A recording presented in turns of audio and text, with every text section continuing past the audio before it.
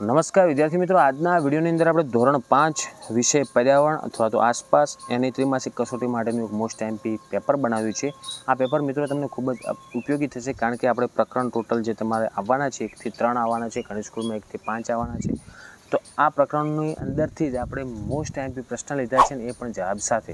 તો ખાસ વિડીયોને અંત સુધી જુઓ, બીજા મિત્રોને શેર કરો અને આવા ઉપયોગી વિડીયો માટે આપણી ચેનલને સબસ્ક્રાઇબ કરજો। પહેલા મિત્રો તમારે વિકલ્પોવાળા પ્રશ્ન આવશે, જેમાં પહેલું છે કીડીઓ પોતાના મિત્રોને કેવી રીતે ઓળખે છે? તો ઓપ્શન બી જવાબ આવે સુગંધથી। પછી બીજો પ્રશ્ન, વાઘની કઈ ઇન્દ્રિય ખૂબ જ તીવ્ર હોય છે જે તેને અંધારામાં પણ શિકાર શોધવામાં મદદ કરે? તો ઓપ્શન ડી આવે આપેલ તમામ। કેમ કે સાંભળવાની, જોવાની, મૂછોની ધ્રુજારી અનુભવવાની, આ સંપૂર્ણ વાઘની અંદર જ આવે છે। ત્રીજું, ભારતમાં જોવા મળતા સાપમાંથી નીચેનામાંથી કયો સાપ ઝેરી નથી? તો ઓપ્શન સી આવે અજગર। ચોથું, સાપના ઝેરથી બચવાની દવા શામાંથી બનાવવામાં આવે છે? તો ઓપ્શન બી કે સાપના ઝેરમાંથી જ કંઈક તોડ કરવામાં આવે છે। ઓકે। પછી પાંચમું, મનુષ્યમાં ખોરાકના પાચનની શરૂઆત ક્યાંથી થાય છે? તો ઓપ્શન સી મોંથી શરૂ થાય। છઠ્ઠું, બીમાર વ્યક્તિને ગ્લુકોઝ શા માટે આપવામાં આવે છે? કારણ કે તાત્કાલિક શક્તિ મેળવવા માટે, એટલે ઓપ્શન બી જવાબ થાય। સાતમું, નીચેનામાંથી કઈ ખાવાની વસ્તુને આખું વર્ષ સાચવી શકાતી નથી? તો એમાં બ્રેડને ન સાચવી શકાય, એટલે બ્રેડ જવાબ થશે। આઠમું, કળશપણ નામનો શિકારી છોડ ભારતના કયા રાજ્યમાં જોવા મળે? તો મેઘાલયમાં, એટલે ઓપ્શન બી આવે। નવમું, વનસ્પતિના બીજના ફેલાવવા માટે નીચેનામાંથી કયું પરિબળ જવાબદાર હોય? તો એમાં પણ આપેલ તમામ આવશે, કારણ કે પવન દ્વારા પણ ફેલાય, પાણી દ્વારા પણ ફેલાય અને પ્રાણીઓ અને પક્ષીઓ દ્વારા પણ ફેલાય છે, એટલા માટે આપેલા તમામ આવશે। 10મો પ્રશ્ન, હજારો વર્ષ પહેલાં ભારતની મુલાકાતે આવેલો મુસાફરો અલ બિરુની કયા દેશનો વતની હતો અથવા કયા દેશથી આવ્યો હતો? તો એમાં જવાબ આવશે ઉઝબેકિસ્તાન, એટલે ઓપ્શન એ। પછી ખાલી જગ્યાઓ પૂરવાની છે કે સ્લોથ નામનું પ્રાણી દિવસના આશરે ખાલી જગ્યા કલાક વૃક્ષની ડાળી પર ઊંધા લટકીને ઊંઘવામાં વિતાવે? તો એમાં 18 કલાક આવશે। બીજું, કાલબેલિયા લોકો મોટા ભાગે ખાલી જગ્યા વગાડીને સાપને નચાવે? તો કે બિન। ઉનાળામાં કાચી કેરીના માવામાં ગોળ અને ખાંડ ભેળવીને ખાલી જગ્યા બનાવવામાં આવે? તો કેરીના પાપડ। ચોથું, આપણા દેશમાં મરચાં ખાલી જગ્યા દેશના વેપારીઓ દક્ષિણ અમેરિકાથી લાવ્યા હતા? તો કે પોર્ટુગલના વેપારીઓ। પાંચમું, પ્રાચીન સમયમાં મુસાફરો અને લોકો માટે પાણી પીવા અને સંગ્રહ કરવા પગથિયાવાળો શું બનાવાતો? કે કૂવો। પછી સાચું ખોટું આપણે જોવાનું છે, જેમ કે પહેલું છે પક્ષીઓને માથાની બાજુઓ પર આંખો હોય છે, એક જ સમયે બે અલગ વસ્તુ જોઈ શકે છે, તો સાચું આવે। બીજું, બધા જ સાપ ખેડૂતના દુશ્મન હોય છે કારણ કે તે પાક ખાય? તો ખોટું આવે, કારણ કે સાપ ઉંદરને ખાય। ત્રીજું, આપણા પેટમાં રહેલો પાચક રસ એસિડિક હોય? તો કે સાચું।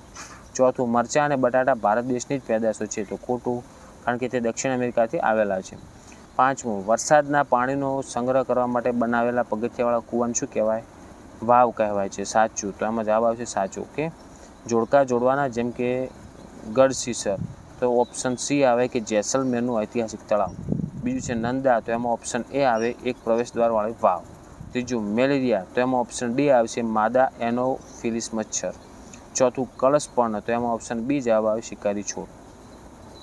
પછી વસ્તુઓનું પાણીમાં ઓગળે તેવી અને ન ઓગળે તેવી વસ્તુમાં વર્ગીકરણ કરવાનું। તો તમને મીઠું, ચોક, પાવડર, ખાંડ ને તેલ આપેલ છે। તો પાણીમાં ઓગળે એવી વસ્તુ આપણે જોઈ લો, પહેલાં આવશે મીઠું અને બીજું આવશે ખાંડ। પછી પાણીમાં ન ઓગળે તેવી વસ્તુમાં ચોક, પાવડર અને આવશે તેલ। પછી ઉખાણા ઉકેલવાના, હું એવો શિકારી છોડ છું જે દેડકા અને જીવજંતુઓને ફસાવીને ખાઈ જાઉં? તો એને કહેવાય કળશપર્ણ। બીજું, હું એક જીવ છું, હું મારી માદાને તેની સુગંધથી ઘણા કિલોમીટર દૂરથી ઓળખી લઉં છું? બોલો હું કોણ? તો એમાં આવશે રેશમનો કીડો। ત્રીજો, હું એક મુસાફર છું જેણે ભારતના તળાવો વિશે પુસ્તકમાં વિસ્તારથી લખ્યું? તો એમાં આવશે અલ બિરુની। ચોથું, મારી પાસે એવા 2 પોલા દાંત છે જેનાથી હું શિકારમાં ઝેર દાખલ કરું છું, પણ હું ખેડૂતનો મિત્ર પણ છું, કારણ કે હું ખેડૂતના ઉંદરો ખેતરના ખાઈ જાય છે? બોલો કોણ? તો સાપ। ઓકે, જવાબ આવે એમાં સાપ। પછી એક વાક્યમાં જવાબ લખવાના કે કૂતરા પોતાના વિસ્તાર કેવી રીતે નક્કી કરે? તો તેમના પેશાબ અને મળની ગંધથી પોતાનો વિસ્તાર નક્કી કરે।